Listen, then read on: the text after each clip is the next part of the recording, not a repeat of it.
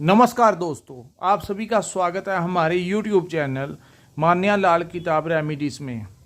आज मैं आपके साथ बात करने जा रहा हूँ चंद्रदेव की राशि कर्क राशि के बारे में। और आज का मुख्य टॉपिक होगा फरवरी महीना 2024 का कर्क राशि वालों के साथ कैसा होने वाला है। सबसे पहले दोस्तों मैं आपको ये बता देना चाहता हूँ कि ये जो सामने मैंने कुंडली बनाई है जिसमें सभी ग्रहों के बारे में जानकारी दी है, ये जो कुंडली है ये चंद्र राशि के ऊपर आधारित है। आज का जो टॉपिक होगा उसमें हम आपकी फाइनेंशियल लाइफ के बारे में, अगर आप जॉब करते हैं, नौकरी करते हैं, उसके बारे में, आपकी हेल्थ कैसी रहेगी, आपके पारिवारिक जीवन कैसा रहेगा, आपकी लव लाइफ कैसी रहेगी, आपके माता पिता के साथ संबंध कैसे रहेंगे, तो प्रॉपर्टी को लेकर आपके साथ क्या होने वाला है। इन चीज़ों के बारे में, आपकी स्टडी कैसी रहेगी, अगर आप फॉरेन में हैं तो क्या होगा, अगर आपने जाना है तो इन सारे क्षेत्रों के हिसाब से फरवरी माह जो होगा वो कर्क राशि वालों के साथ कैसा खेल खेलेगा। क्योंकि दोस्तों कुछ ग्रह ऐसे होते हैं जो लंबे समय तक आपकी कुंडली में बैठे रहते हैं, लेकिन कुछ ऐसे ग्रह होते हैं जो हर माह परिवर्तन करते हैं। जैसे सूर्य ले लीजिए, सूर्य हर महीने बदलता है, अपना एक भाव छोड़ के दूसरे भाव में प्रवेश करते हैं सूर्य देव। चंद्रमा की हम बात करें तो चंद्रमा के बारे में हम ज़्यादा प्रेडिक्शन नहीं कर सकते, उसके लिए आपकी जन्म कुंडली देखनी बहुत ज़रूरी होती है। चंद्रमा दोस्तों हर 2.25 दिन में अपना घर बदल देता है। तो इस जो मैंने कुंडली बनाई है, तो स्टार्ट करते हैं। सबसे पहले दोस्तों 4 नंबर कुंडली का, यहाँ पे 4 इसीलिए लिखा है क्योंकि आपकी कर्क राशि है। अगर 1 नंबर लिखा होता तो मेष राशि होती। दोस्तों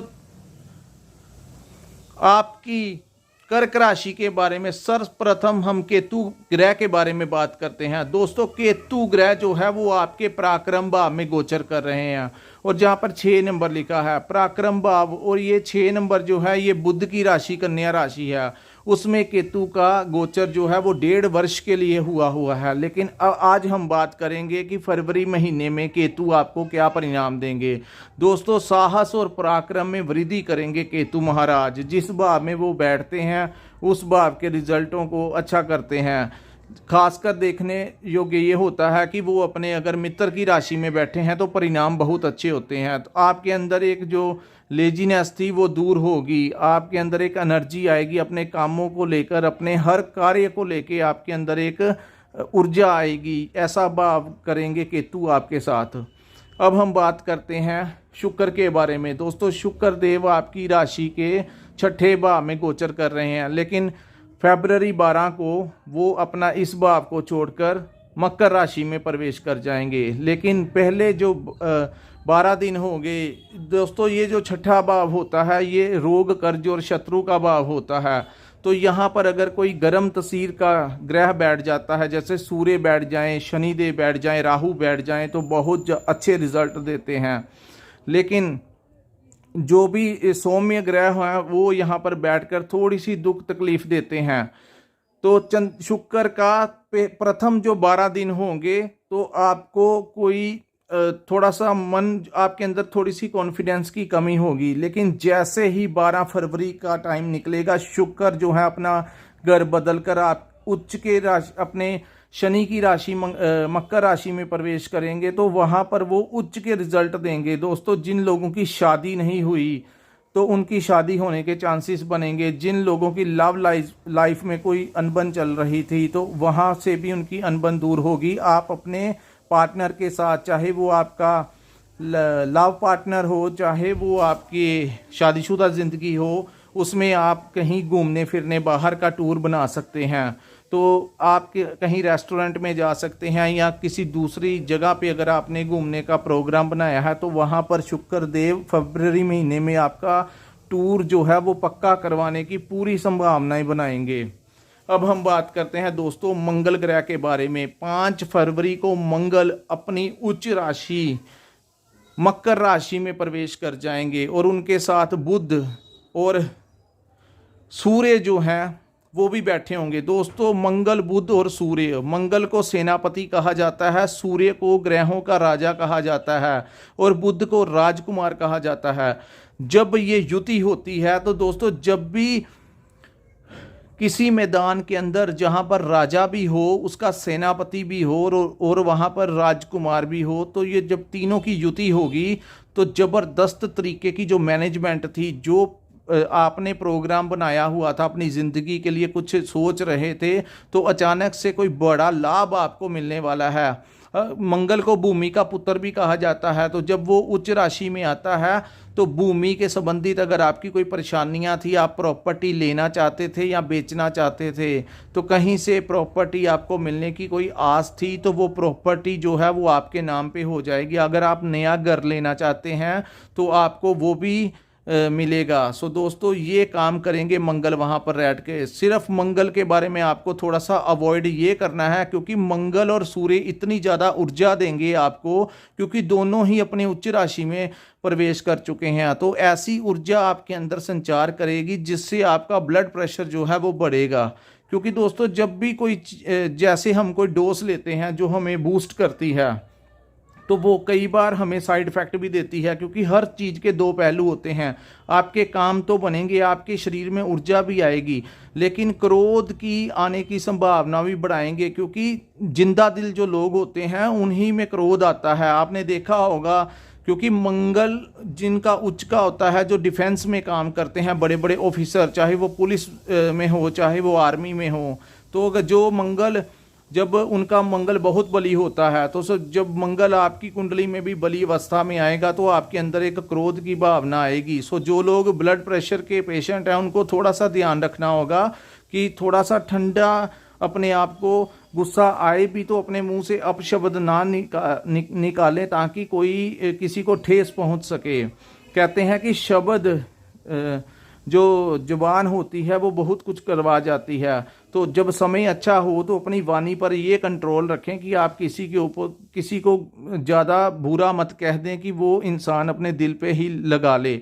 सो अच्छे टाइम का सही उपयोग कीजिए। गुस्सा आएगा भी तो इग्नोर करना। हमारी वीडियो बनाने का माध्यम यही होता है कि किन चीज़ों, क्या चीज़ें आपके साथ घटित होने वाली हैं और किन चीज़ों को आपने अवॉइड भी करना है।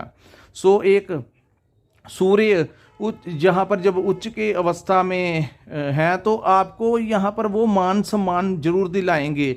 चाहे अगर आप किसी राजनीतिक पार्टी के साथ जुड़े हैं तो वहाँ पर आपको कोई डेजिग्नेशन मिलने की संभावनाएं बन जाती हैं। अगर आप कहीं नौकरी करते हैं तो आपके कोलीग्स, आपका बॉस आपको अप्रिशिएट करेगा। आपकी कंपनी, आपकी प्रेजेंटेशन ऐसी होगी, क्योंकि सूर्य बुध जहां पर इकट्ठे बैठते हैं तो इंसान के अंदर के कम्युनिकेशन स्किल्स को इतने ज़बरदस्त फ्लो कर देते हैं कि सामने जो क्लाइंट होता है या सामने जो पब्लिक होती है उनको इतना आकर्षित अपनी तरफ कर लेना और अपनी बात को मनवा देना, यही सूर्य बुध का काम है। तो एक ऐसा कॉम्बिनेशन जो आपको नौकरी पेशा में भी बहुत लाभ देगा। अगर आप राजनीति में हैं तो आपको वहाँ पर भी लाभ होगा। अगर आप कोई बिजनेस करते हैं तो आपकी डीलिंग करने के लिए सामने आपकी दुकान पे कस्टमर आएंगे, आपकी फैक्ट्री में कोई या आपकी कंपनी में कोई क्लाइंट्स आएंगे, तो आपकी डीलिंग जो है वो बहुत ज़बरदस्त होगी, जिसका आपको आर्थिक लाभ भी होगा। सो दोनों तरफों की मैंने बात बता दी। अगर आप जॉब करते हैं तो आपके मैनेजर, आपके जो बॉस होंगे वो आपसे इतना इम्प्रेस होंगे कि हो सकता है कि आपकी पे स्केल जो है वो इंक्रीज़ कर दें, ज़्यादा कर दें आपकी सैलरी, आपको प्रमोशन दे दें। और दूसरी तरफ अगर आप व्यापार करते हैं तो वहाँ पर भी आपकी जो बिजनेस डील्स होंगी वो फाइनल हो जाएंगी और आपको कोई बड़ा प्रोजेक्ट मिल जाएगा। सो दोस्तों ये था मंगल, बुध और सूर्य के जो फरवरी माह में अपना काम करेंगे। 15 फरवरी के आसपास सूर्य निकलकर शनि देव के साथ बैठ जाएंगे अष्टम भाव में। सो सूर्य का 15 के बाद जब वो शनि देव के साथ बैठेंगे तो अपनी पिता की सेहत का जरूर ध्यान रखें दोस्तों, क्योंकि पिता के साथ जब शनि और सूर्य इकट्ठे होते हैं तो ये पिता पुत्र की आपस में नहीं बनती। तो अपनी पिता की सेहत का ध्यान रखें, उनके साथ कोई बहस मत करें, क्योंकि वो बहस जो है वो बहुत आगे तक की जा सकती है। लेकिन यहाँ पर बैठकर वो एक योग ऐसा है जिसका निर्माण करते हैं कहते हैं कि जब सूर्य और शनि किसी भी भाव में आपस में इकट्ठे होते हैं तो हर सिक्के के जब दो पहलू होते हैं, एक पहलू मैंने बता दिया कि अपने पिता के साथ संबंध जो है वो मधुर बनाए रखें, क्योंकि सरकमस्टेंसेस होगी, कोई बहसबाजी हो सकती है आपके पिता के साथ, तो आपने उसको अवॉइड करना है। लेकिन जब भी ये दोनों ग्रह इकट्ठे बैठते हैं तो आपसे मेहनत भी बहुत करवाते हैं, मेहनत इतनी करवाते हैं, आपको एक ऐसा दिमाग देते हैं जो टेक्निकल लाइन में, जो कंप्यूटर का काम करते हैं, जो किसी भी टेक्नोलॉजी के साथ जुड़े हुए हैं, उनको एक इतना शार्प माइंड देंगे कि वो लोग जो काम कर सकेंगे वो काम कोई अन्य करने की संभावना ही नहीं बनती। बड़ा डीपली जाकर वो इन चीज़ों को समझेंगे, ऐसा तेज दिमाग जो है वो सूर्य और शनि का गठजोड़ देंगे। अब हम बात करते हैं शनि देव के बारे में। दोस्तों, शनि आपके अष्टम भाव में गोचर कर रहे हैं, तो अष्टम भाव में शनि का गोचर अच्छा नहीं माना गया, लेकिन वो कुंभ राशि में है। शनि देव का अष्टम भाव में गोचर करने से, क्योंकि ये डाइया चल रहा है जो कर्क राशि के ऊपर, इसका समय अभी है 2025, लेकिन अभी हम फरवरी माह की बात करते हैं, तो जो आपके काम होंगे उसमें थोड़ा सा डिले करने की कोशिश करेंगे। संघर्ष का समय जो है एक्चुअली के ऊपर ये चल रहा है कर्क राशि के ऊपर। अगर मैं आपको सही स्पष्ट बातों में कहूँ तो शनि जो है वो हमारी कुंडली में अहम भूमिका निभाने का काम करते हैं। तो शनि का जब अष्टम भाव में गोचर होता है तो जो लोग होते हैं, आपके जो प्रयास होते हैं वो प्रयास बार बार करने के बाद ही आपको काम मिलता है। लेकिन जब ये मंगल, क्योंकि मंगल को हम अवॉइड नहीं कर सकते, ये जिस भाव में बैठे हैं तो आपको हो सकता है कि शनि की पीड़ा से थोड़ी राहत दे दें। मंगल का ट्रांजिट जो है वो 39 डेज के लिए होगा, और 39 डेज के लिए मंगल उच्च के आपके घर में परिणाम देंगे। तो शनि जो समस्याएं उत्पन्न कर रहे हैं कर्क राशि के जातकों के लिए, मंगल उसका निवारण करेंगे। तो मंगल बहुत ज़्यादा इंपॉर्टेंस रखते हैं। देखना होगा कि आपकी कुंडली में शनि की डिग्री ज़्यादा है कि मंगल की डिग्री ज़्यादा है। सो अगर मंगल देव की डिग्री ज़्यादा हुई या मंगल आपकी कुंडली में बहुत मजबूत हुए तो आपको बहुत ज़्यादा अच्छा फल देंगे कि शनि की जो बुरी दृष्टि होगी उसके काट जो हैं वो मंगल कर जाएंगे। अब हम बात करते हैं दोस्तों राहु ग्रह के बारे में। कहा जाता है राहु जहाँ पर बैठते हैं वहाँ उस भाव को तो ठीक कर देते हैं, लेकिन जहाँ से वो दृष्टि डालते हैं, क्योंकि आज हम एक दृष्टि की बात करते हैं जो राहु की सीधी पड़ेगी संतान भाव में। दोस्तों, राहु की सीधी दृष्टि जो है वो संतान भाव में पड़ेगी। ये बुद्धि और विवेक का भाव भी कहा जाता है। सो इस भाव में दृष्टि पड़ने से आपको संतान संबंधी थोड़ी सी दिक्कत आ सकती है। जो लोग शादीशुदा हैं और बेबी की प्लानिंग कर रहे हैं वो थोड़ा सा राहु के उपाय जरूर कर लें, क्योंकि राहु यहाँ पर मिस कैरेज करवाने की संभावनाएं ज़्यादा बनवा देता है। और संतान के, अगर आपकी संतान है भी तो उनको कष्ट देने का काम करता है, चाहे उनकी सेटलमेंट नहीं होने देता। अगर वो व्यापार करते हैं तो वहाँ पे बिजनेस नहीं चलता। अगर वो पढ़ रहे हैं तो उनकी पढ़ाई में दिक्कत डालने की कोशिश राहु करता है। सो राहु का भाग्य स्थान में बैठना, तो अगर आपकी कुंडली में राहु की प्लेसमेंट अच्छी है तो भाग्य को चमका के रख देगा। लेकिन अगर राहु की स्थितियाँ अच्छी नहीं हैं तो भाग्य में जिस स्थान पर वो बैठा है उसको भाग्य का भाव कहा जाता है। दोस्तों, ध्यान रखिए अपनी कुंडली का। अगर आपने विश्लेषण करवाना होगा तो ऊपर हमने अपना एक नंबर छोड़ा हुआ है, वहाँ पर आप हमारे साथ संपर्क करके अपनी कुंडली दिखा सकते हैं। अब हम बात करेंगे गुरुदेव बृहस्पति के बारे में। दोस्तों, राहु जो है वो मीन राशि में बैठे हुए हैं, और मीन राशि के जो स्वामी हैं वो गुरुदेव हैं और कारक ग्रह हैं वो राहु हैं। यहाँ पर स्थितियाँ ऐसे पता लगती हैं कि अगर आपकी कुंडली में गुरु अच्छी अवस्था में है तो राहु का दुष्परिणाम जो होगा वो 50% कम हो जाएगा। तो गुरु अब मार्गी हो चुके हैं कर्म भाव में गुरु, और अपनी उच्च राशि मेष राशि में, क्योंकि मंगल की राशि मेष है और उसमें बैठे गुरु जैसे ही वो मार्गी होंगे फरवरी माह में आपको कर्म स्थान पर गुरु का बैठना आपके कार्य स्थान पे आपको पैसे तो दिलवाएगा। अगर आप नौकरी करते हैं तो वहाँ पे भी आपको जो है आपकी गुडविल बहुत ज़्यादा अच्छी बनाएंगे। सो दोस्तों, ये था आपकी कर्क राशि का फरवरी 2024 का राशिफल। अभी हम थोड़ा सा आपको ये बता दें कि स्टडी जो करते हैं बच्चे उनको भी थोड़ा सा ध्यान रखना चाहिए, जो लोग विदेश जाना चाहते हैं, क्योंकि जैसी दृष्टियाँ शनि ट्रैवल हाउस पे डाल रहे हैं, सीधी दृष्टि आपकी ट्रैवल हाउस पे है, तो आप अगर जाएं, कहीं वाहन भी चला रहे हैं, अगर कहीं बाहर घूमने भी का प्लान कर रहे हैं, तो थोड़ा सा सतर्क रह के जाएं। कहीं रोड में अगर जा रहे हैं तो वाहन जो है वो सावधानी पूर्वक चलाएं। तो कुछ उपाय करने से आपके प्रॉब्लम्स जो हैं वो हल हो सकती हैं। सो दोस्तों, ये जो समय है कर्क राशि का, यहाँ पे जो मेन ग्रह हैं मंगल बुध सूर्य उच्च के हो गए हैं, केतु अच्छे हैं, गुरु का परिणाम अच्छा है, राहु 50-50 का काम करेंगे, शनि नीच के हुए, शनि अष्टम भाव में खराब रिजल्ट ही देते हैं।